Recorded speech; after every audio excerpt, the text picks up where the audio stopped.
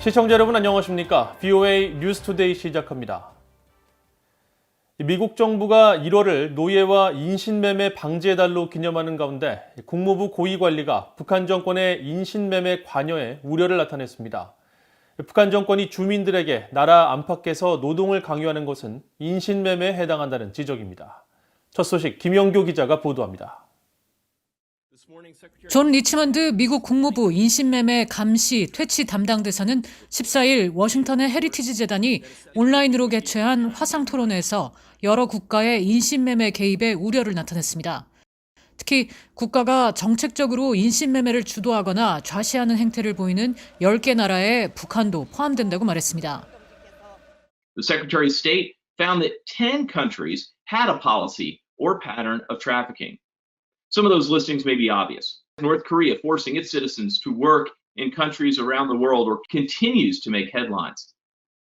국무부는 지난해 발표한 14 인신매매 보고서에서 해외 파견 북한 노동자가 처한 강제 노동 상황 등에서 북한 정부의 강제 노동 정책과 행태가 나타났다고 지적했었습니다. 그러면서 북한 정부는 국가가 후원하는 강제 노동에서 창출된 수익을 정부 기능과 다른 불법 활동을 위한 자금 지원에 사용했다며 북한이 인신매매를 해결하기 위한 어떤 노력도 보이지 않았다고 밝혔습니다. 리치먼드 대사는 한 나라의 정부가 인신매매에 직접 관여할 경우 법을 제대로 집행하라고 설득하는 것만으로는 효과적이지 않다면서 다른 식의 방법으로 정부가 인신매매에 관여하지 않도록 막아야 한다고 강조했습니다. And we have a broad array of options. Diplomatic efforts to raise the issue and encourage the government to stop forcing people to work can be effective. There are many multilateral forums that can be mobilized. Sanctions and tethering trade to human rights concerns should also be considered. 리치먼드 대사는 국무부가 해마다 발표하는 인신매매 보고서가 정부가 승인하는 강제 노동이라는 장기적인 문제에 관해 관심을 집중시키기 위한 좋은 방법의 사례라고 말했습니다. 국무부는 지난해 관련 보고서에서 북한을 최하위인 3등국으로 분류하면서 18년 연속 최악의 인신매매 국가로 지정한 바 있습니다. 특히 북한은 어린이 노동과 강제동원 노역, 해외 노동자 착취 등을 일삼는 인신매매 후원국으로 북한 정권의 억압 때문에 많은 주민들이 탈북을 선택해 기착국에서의 인신매매 위험에 취약한 상황으로 내몰리고 있다고 지적했습니다. 하지만 북한 당국은 인신매매 문제에 경각심을 높이는 노력이나 외교관들에게 관련 근절 교육조차 제공하지 않고 있다며 강제노역 중단과 개선을 촉구했습니다. 리치먼드 대사는 지난주 미국 정부가 기념하는 노예와 인신매매 방지의 달을 맞아 인신매매 범죄자들에 대한 기소를 늘리고 표적 예방 강화를 핵심으로 하는 4대 희망 전략을 발표했었습니다. VOA 뉴스 김현경입니다. 바이든 차기 행정부가 내정한 외교 안보 담당 관리들의 풍부한 경험과 과거 대북 협상 실패에서 배운 교훈이 새 행정부에서 강점으로 작용할 것이라고 전직 국무부 관리들이 전망했습니다. 아울러 동맹 등 공동의 가치를 공유하는 국가들과 연대를 중시하는 전통적인 외교를 추구할 것이라는 견해도 나왔습니다. 함지하 기자가 보도합니다. 조 바이든 행정부의 외교 안보 분야 수장으로 지명된 인사들은 모두 국무부 출신이란 공통점이 있습니다. 토니 블링컨 국무부 장관 지명자는 오바마 행정부에서 국무부 부장관을 지냈으며 부장관에 지명된 웬디 셔먼 전 국무부 정무차관도 재임 기간 북한과 이란 등과 핵 협상을 했습니다.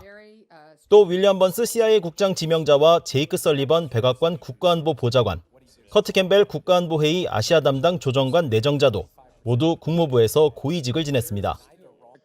미국의 전문가들은 새 행정부의 외교 안보 인사들이 해당 분야에서 쌓은 풍부한 경험에 주목했습니다. 국무부에서 이들 지명자들과 함께 일했던 에반스 리비어 전 동아태 담당 수석 부차관보는 특히 이들이 하나같이 북한과의 외교에서 실패한 경험이 있다면서 이를 교훈으로 삼을 것이라고 평가했습니다. And Wendy Sherman knows why, and Tony Blinken knows why, and all these people know why. And so they come extremely well armed by virtue of the failure of our previous efforts. And we've all learned important lessons. 새 지명자들이 대북 정책에 있어 동맹과의 관계를 강화하는 등 전통적인 외교로 회귀할 것이란 견해도 나왔습니다. People like Kurt Campbell and Tony Blinken and Jake Sullivan think that U.S. interests are best served by working in concert with like-minded countries that share common values, such as Korea.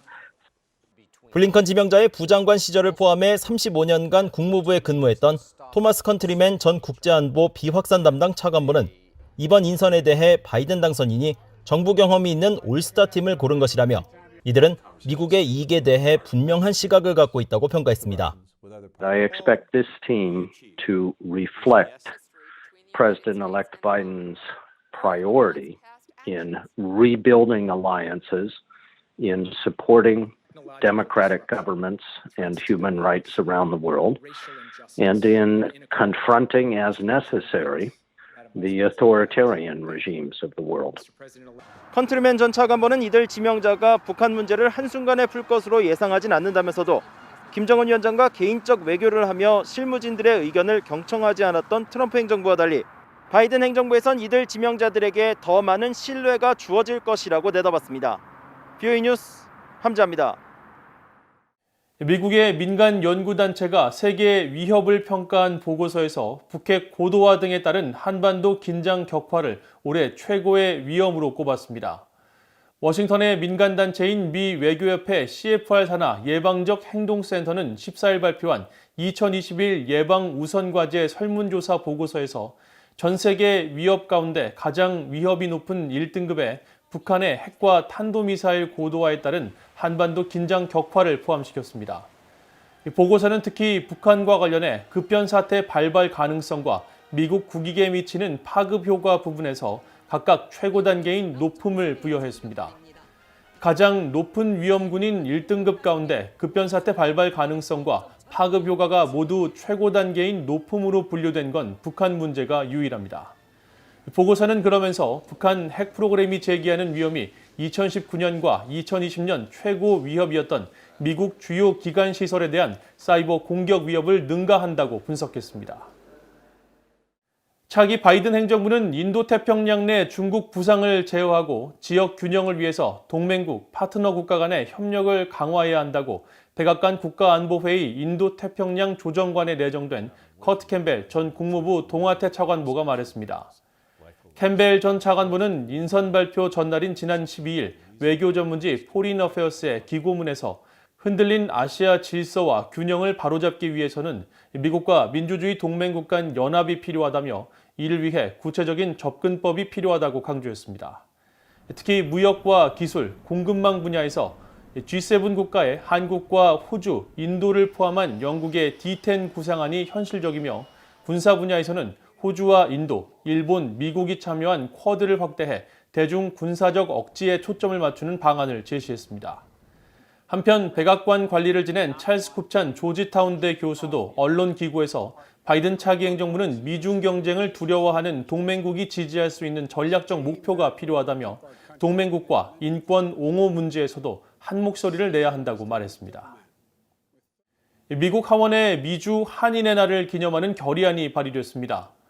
캘리포니아주를 지역구로 하는 공화당의 영김 의원과 의회 내 아시아 태평양 아메리칸 코커스 의장인 민주당의 주디 추 의원, 민주당의 지미 고메즈 의원은 13일 미주 한인의 날을 맞아 이 결의안을 공동 발의했습니다. 결의안은 118년 전인 1903년 한인들이 미국에 처음 정착한 이날을 기념하며 미국 내 한인 이민 역사와 공헌을 강조하고 있습니다. 한국계 미국인 영김 의원은 한인들의 이민이 시작된 이후 한인 사회는 눈부신 성장과 성공을 거뒀다며 미주 한인 180만 명을 대표한 미주 한인의 날 결의안 발의를 무한한 영광으로 생각한다고 밝혔습니다. 이상으로 BOA 뉴스투데이를 마칩니다. 시청해주신 여러분 고맙습니다.